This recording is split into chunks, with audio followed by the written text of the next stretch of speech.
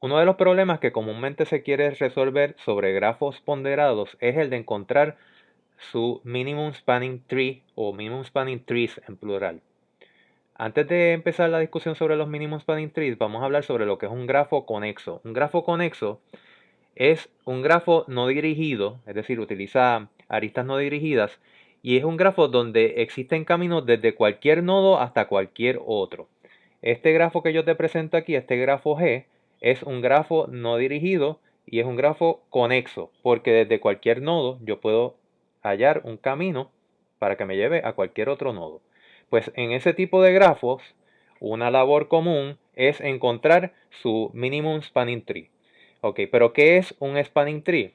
Un spanning tree es un subconjunto de las aristas de ese árbol que forman un árbol, perdón, un subconjunto de las aristas de ese grafo que forman un árbol y que conecta todos los vértices del grafo original.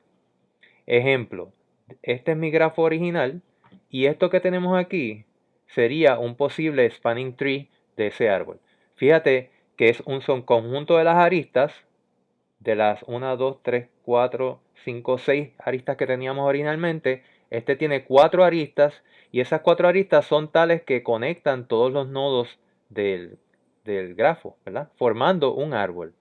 Yo sé que es un árbol porque no tiene ciclos y tiene, dado n nodos, tiene n-1 aristas. Aquí te muestro otro posible spanning tree. Fíjate que es un subconjunto de las aristas originales, tal que se forma un árbol que toca todos los nodos del grafo original. Cuando formamos spanning trees o cuando hallamos un spanning tree, podemos medir su peso total sumando los pesos que contribuyen cada una de las aristas que lo forman.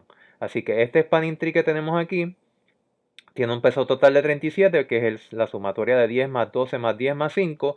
Este otro spanning tree tiene un peso total de 33. Cuando estamos buscando el minimum spanning tree, lo que estamos buscando es de los spanning trees que tiene un grafo, cuál es aquel que tiene el peso total menor entre los varios spanning trees.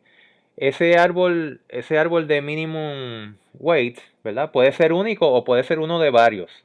En este caso, para este ejemplo que estamos discutiendo, de hecho, ese spanning tree con peso mínimo no es ninguno de estos dos que te he mostrado hasta ahora. Sería este que te voy a mostrar en el próximo slide. Es este. Este es el minimum spanning tree de ese árbol. Fíjate que hasta ahora habíamos hallado uno de peso 37 y otro de peso 33. Sin embargo, este que hallamos cumple con las condiciones de ser un árbol, ¿verdad? Es un subset de las aristas que tenía el grafo original y su sumatoria, si la sumamos 5, 6, 10 y 10, me da 31, que es menor que lo que habíamos hallado en los otros spanning trees. Existen diferentes algoritmos que se pueden utilizar para encontrar el minimum spanning tree. Vamos a estudiar uno de los más sencillos, que fue el que propuso el científico de cómputo estadounidense Joseph Kruskal. En ese algoritmo pues recibimos como input un grafo y como output el algoritmo te va a dar el set de aristas que forman el minimum spanning tree. Así que si por ejemplo a ese algoritmo tú le dieras como input el árbol que estábamos estudiando, pues se supone que el output de ese algoritmo pues sea un conjunto como este, formado por las aristas que forman el minimum spanning tree. ¿Qué hace internamente ese algoritmo? Pues comienza ordenando las aristas por orden ascendente de su peso. Así que para un ejemplo como este, pues lo primero que haría sería, cuando recibe el set de aristas, pues la organiza en orden ascendente. Primero estaría AE, AB, después BE, BC y así por el estilo, ¿verdad? Así que te puedes imaginar que hace como una lista con esas aristas y la pone en orden ascendente. Y lo próximo que va a hacer es crear un conjunto vacío a donde va a ir añadiendo aquellas aristas que el algoritmo considera que deben formar parte del minimum spanning tree. Lo próximo que hace es que va a ir recorriendo esa lista que ya tenemos en orden ascendente de las aristas en orden ascendente de peso y va a ir considerando cada una de esas aristas. Si la arista que se está considerando no forma un ciclo con las que ya se han añadido al conjunto A, pues entonces añade esa arista al conjunto A. Si la arista que se está considerando crearía un ciclo, pues entonces no la añade y sigue considerando la próxima.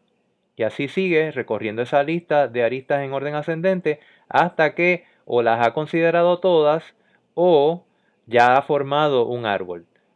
Tan pronto como se forme el árbol, ya sabemos que ese árbol que se formó, ese subconjunto de las aristas que han sido añadidas a A, forman el minimum spanning tree y ya lo podemos devolver.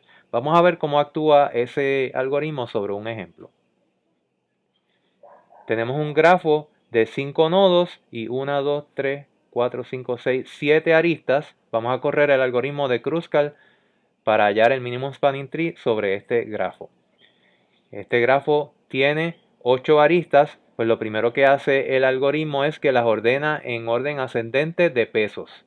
Cada uno de estos aparatos que ustedes ven aquí, ¿verdad?, consiste de la arista, esto representaría la arista 1, 2, que tiene peso 2, la arista 1, 0, que tiene peso 4, y así, ¿verdad? Ya aquí está la lista de aristas en orden ascendente. Entonces ahora creamos el conjunto A que inicialmente está vacío y lo próximo que vamos a ir haciendo es recorriendo esa lista y vamos a ir considerando si añadimos o no cada una de esas aristas al conjunto que representa el minimum spanning tree. Comenzamos. La primera arista que tenemos en esa lista en orden ascendente es la 1, 2. Como en ese momento el, el conjunto A está vacío, pues al considerar si esa arista formaría un ciclo, pues inmediatamente nos damos cuenta de que no va a formar un ciclo porque es la única arista. Así que la añadimos a A. La próxima arista a considerarse, porque es la próxima que viene en orden ascendente de peso, sería la arista 0,1. Esa arista, si la añadiéramos a A, que ahora mismo lo único que contenía era 1, 2, pues tampoco formaría un ciclo. Así que añadimos 1, 0 a la lista, al conjunto A. Hasta ahora mi conjunto A contiene 1, 0 y 1, 2. La próxima arista que vamos a considerar es 0, 2.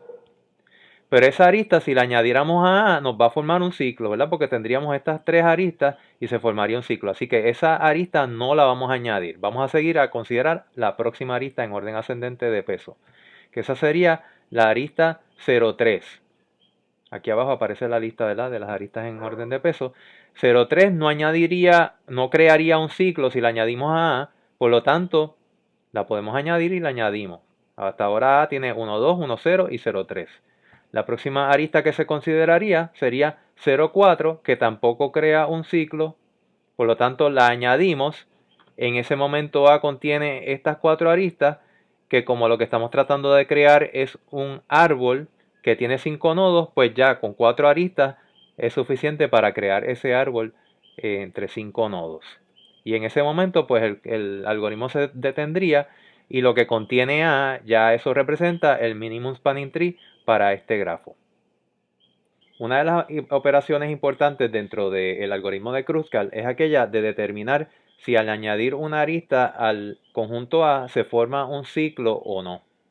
Y una de las maneras de llevar cuenta de si una arista forma un ciclo o no es llevar cuenta dentro de cuando estamos trabajando con un grafo de los subgrafos conexos de ese grafo.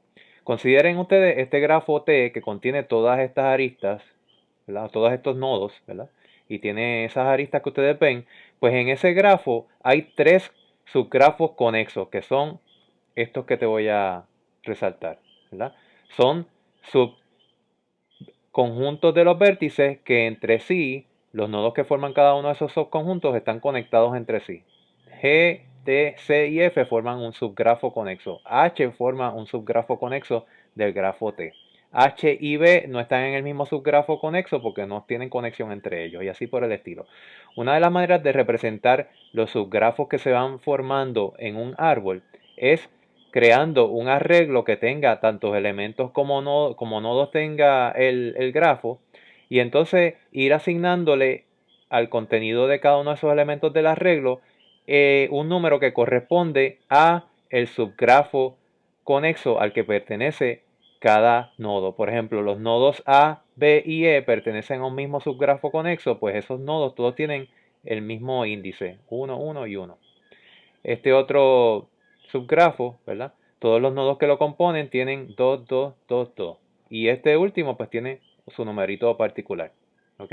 El ir llevando cuenta de esos subgrafos nos ayuda a notar fácilmente si la arista que queremos añadir va a formar un ciclo, y lo hace de la siguiente manera. Suponte tú que añadimos una arista que conecta dos nodos que están en dos subgrafos distintos. Pues esa arista no me va a formar un ciclo, ¿verdad? Como pueden ver, antes la H estaba en su propio subgrafo y la B estaba en su propio subgrafo, pues las conectamos y eso lo que hizo fue combinar esos dos subgrafos en uno. Ahora tenemos solamente dos subgrafos, este y este. Y para representar eso en mi manera de representar lo que era en el arreglo, pues bastaría con que, ¿verdad? Antes yo tenía A, B y E en un grupo conexo, pues ahora lo que hice fue cambiarle lo que estoy guardando en el elemento de H para decir que ahora ese también pertenece al subgrafo número 1. Para realizar esa operación, en el peor de los casos, en este tipo de representación, hay que gastar un número de pasos que es proporcional al número de nodos que yo tengo en el grafo, porque imagínate que quisiéramos combinar estos dos subgrafos en uno solo, pues yo tendría que ir buscando donde quiera que dice 2 y cambiándolo a que diga 1 para representar que ahora que los uní, pues ahora todos pertenecen al mismo subgrafo conexo. ¿Okay? Así que esa operación de unir dos subgrafos en el peor de los casos toma O de V. Y esa operación se le llama la operación de join. Ok, pues fíjate que si yo decidiera unir con una arista o añadir una arista que lo que hace es que conecta dos nodos que ya están en un mismo subgrafo conexo, pues en ese caso se forma un ciclo. Así que para yo determinar si una arista me crea un ciclo o no, es cuestión de verificar si esa arista que estoy añadiendo une dos nodos que ya pertenecen a un mismo subgrafo. Si lo hace, pues esa arista lo que va a hacer es crear un ciclo. Y para verificar si dos nodos están en un mismo subgrafo, pues en este tipo de representación me bastaría a mí verificar aquí a B, el índice que tiene B es el mismo que tiene E. Si lo son, el mismo, pues eso quiere decir que es una arista que estaría conectando esos dos nodos que ya pertenecen al mismo subgrafo y por lo tanto estaría creando un ciclo. Esa operación de verificar si dos nodos pertenecen a un mismo subgrafo se puede hacer en O de 1. ¿Okay? La cuestión es que como parte de Kruskal hay que estar haciendo esas dos operaciones de join y verificar si los nodos están en el mismo subgrafo en cada una de estas, potencialmente en cada una de estas vueltas de este ciclo. Así que si analizamos la complejidad en tiempo de Kruskal, pues tenemos que esa primera operación de ordenar las aristas por orden ascendente, si la hacemos con un buen algoritmo de ordenamiento de orden n log n, pues esa operación nos va a tomar E log E, donde entre estos dos palitos que parecen el valor absoluto, lo que significa es el número de aristas, ¿verdad? El número de aristas, logaritmo número de aristas. Eso sería el orden de pasos que le toma a esta primera instrucción. Después crearíamos el conjunto, eso es O de 1. Y entonces luego tenemos que entrar en este loop que potencialmente va a dar tantas vueltas como aristas tenga. Así que el número de vueltas en eso va a ser O de E. Y tomándolas particularmente cada una de estas instrucciones, ¿verdad? Verificar que no pertenece a un ciclo. Ya vimos que en la representación utilizando arreglo, eso lo que toma es O de 1.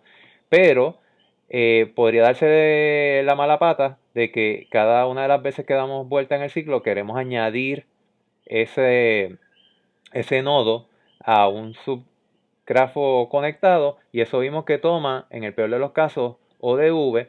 Por lo tanto, dar E vueltas, que en el peor de los casos cada vuelta me toma O de V, pues eso resulta en que esta parte del algoritmo pues tiene complejidad E por V. Y por eso es que si sumamos esto, lo que aporta cada una de ¿verdad? De estas partes del algoritmo, pues decimos que la complejidad de Kruskal, implementado de esa manera ingenua que hemos descrito, pues tomaría E logaritmo E más E por V.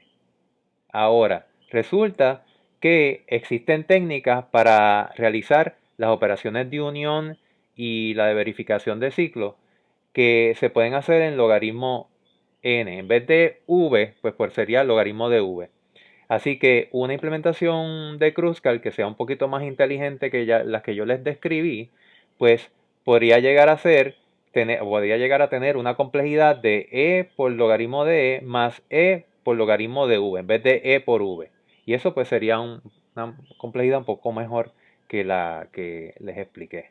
En la verdad, en la práctica, pues Kruskal se tiende a implementar utilizando esa técnica que pues está un poquito fuera del alcance de este curso por cuestiones de tiempo.